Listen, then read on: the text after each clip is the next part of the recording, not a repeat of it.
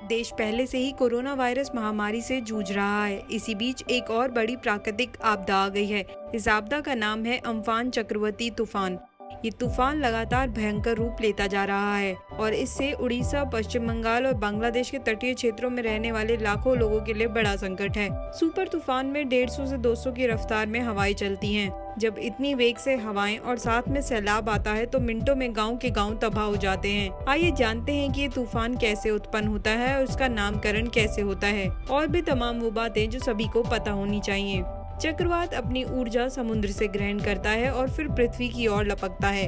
जब ये पृथ्वी की ओर बढ़ता है उस वक्त ये अपने प्रचंड वेग और ऊर्जा के साथ 150 से 250 किलोमीटर के वेग से जब पृथ्वी की सतह से टकराता है तो भीषण आंधी और तूफान के साथ धरती पर तबाही मचा देता है। ये तबाही इतनी भयंकर होती है कि बहुमंजिला इमारतें ताश के पत्तों की तरह बह जाती हैं। पानी के वेग से सड़कें फट जाती हैं।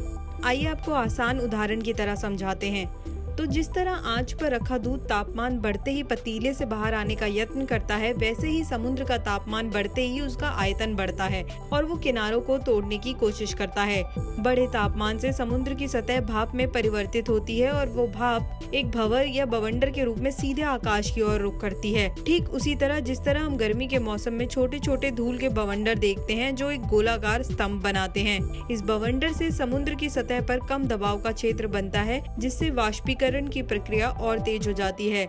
हवा गर्म होकर जैसे ही ऊपर उठती है, आसपास की ठंडी हवा खाली जगह भरने को आ जाती है।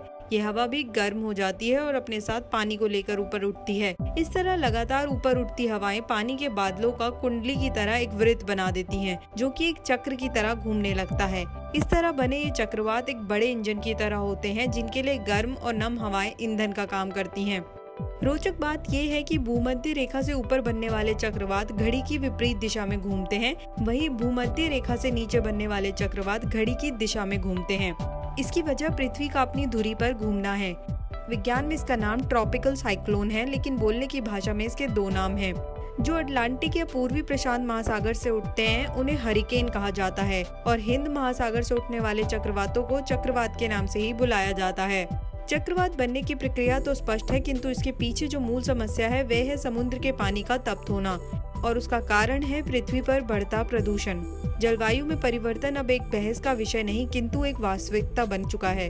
चक्रवाती तूफान अम्फान को लेकर देश में लोग डरे हुए हैं। कोरोना महामारी से जूझ रहे लोगों में अब चक्रवाती तूफान अम्फान को लेकर डर बैठ गया है।